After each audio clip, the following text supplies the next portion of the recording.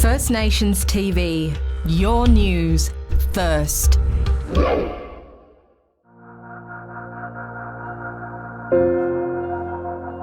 You would have seen the images this morning of the New South Wales border shutting to Victoria. Our borders shut in March. Our borders continue to be closed to the rest of Australia until 17 July. When I announced that date nearly a month ago, there were some who bagged it for being too far away, some who called hard borders unnecessary. Nobody is saying that now.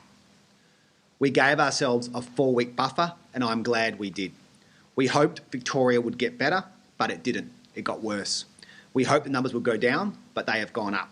Because of our 4-week buffer, we are prepared, and we can do what is needed to keep the Territory the safest place in Australia. From 17 July, our hard borders for hotspots policy kicks in. From that date, people can come to the Territory as long as they have not been in a hotspot.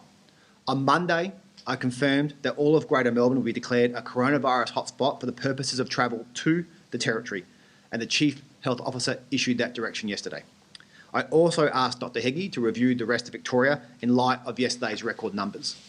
Following his review, I am declaring all of Victoria a hotspot for the purposes of travel to the Northern Territory.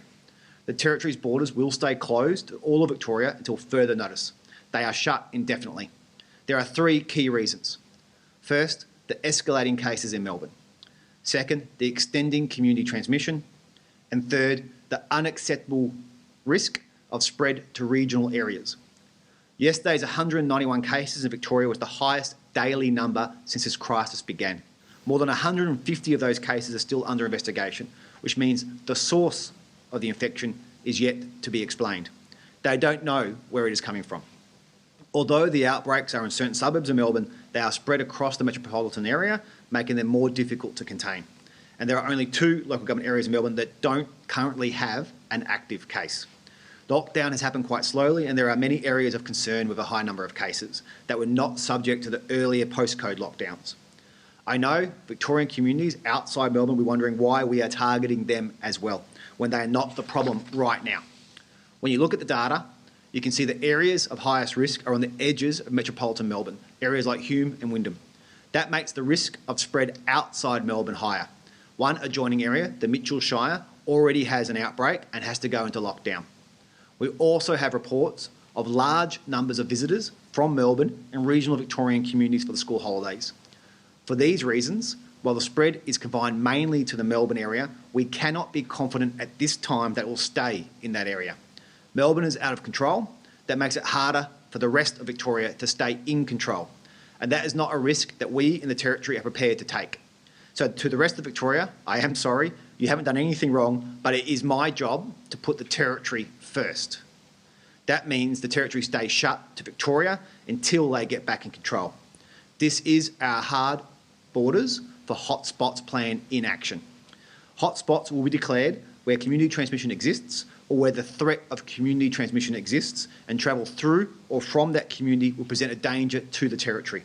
Wherever the risk appears, whenever the risk appears, we will declare a hotspot. Right now, that's Victoria, but it could be anywhere in the future. Remember, this is a plan that has to last today, tomorrow, next week, next month, next year, or longer. It has to last for as long as coronavirus exists. As we've seen in the past few days, the situation can change rapidly. Hotspot areas can be declared quickly, and I will not hesitate to ban travel from any area in any part of Australia if and when I need to. When hotspots need to be declared, they will be declared. When hard borders need to go up, they will go up. And Territorians are not exempt. That means if you are travelling interstate in the future and you find yourself in a hotspot, you may not be able to return home without being put into supervised quarantine for 14 days. Obviously, travelling to Victoria right now is a terrible idea. Any travel outside of the Territory carries some risk. I'll be honest with you now. Next on my list of concern is New South Wales because of their porous border and the fact it's only just closed. They are a risk now. Hotspots will change. They will change without warning. When things go south, we will move quickly and you could be left stranded. I don't take any pleasure in that. It's just something Territorians need to know. I will not be waiting for people to come home before I declare a hotspot and put up hard borders. I reckon a lot of us are looking at Victoria thinking, thank God for our hard borders and thank God that's not us. We should also be thinking That could be us. Let's make sure it isn't us. Victoria is out of control because too many Victorians got complacent. Our hard borders have helped keep us safe, but it hasn't just been the borders. Hard borders reduce the risk, but they don't eliminate the risk. And even with hard borders, coronavirus came here before and it will come again. When it comes, and if it spreads, I will lock that area down fast and I will lock it down hard. But what really stops the spread is you. It was Territorians who made the Territory the safest place in Australia. We became the safest because you are the best. I don't want our success to breed complacency. So let's, all of us, think of our friends in Victoria, see what they are going through and use it as a bit of a wake-up call, a good reminder. We don't want to be Victoria. We don't want to go into lockdown again, shutting businesses again, staying at home again, seeing the queues outside Centrelink again. Right now, we are the safest and the freest. Our economy is leading the national comeback. Let's not risk all that. We cannot risk all that. I've got a job to do, but you do too. My job hasn't finished and neither has yours. It's time for Territorians to get back in the habit. Keep your distance where you can. Wash your hands as often as you can. And if you get sick, stay home, get tested. Let's be honest. We are all guilty of slacking off a bit. We've all shaken the occasional hand when we know we shouldn't, or not kept our distance like we used to. I'm guilty of it as well. I'll cop that. Dr. Heggie has said this to me a million times. Human behaviour is the most important factor in dealing with this virus.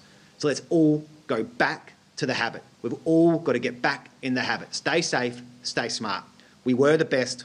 It made us stay the safest, and we will only stay the safest if we keep being the best. Thank you.